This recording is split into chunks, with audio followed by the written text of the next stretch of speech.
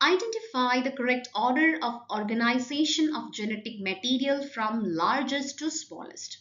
In the options we have chromosome, genome, nucleotide and gene. Let's define genome first. Genome is the complete set of DNA, that is the genetic material in an organism. Now coming to chromosome, chromosomes are the structures within the cell that contain the genetic material, that is DNA. And a genome is made up of multiple chromosomes. So the chromosomes are composed of genes, that is a DNA part, and they are located in the nucleus of eukaryotic cells or the nucleoid region of prokaryotic cells. So that means genome comes first and chromosome comes second.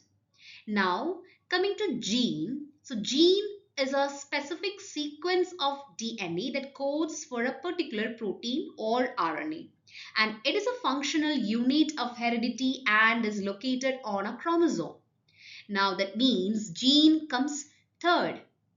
Now finally we have nucleotide.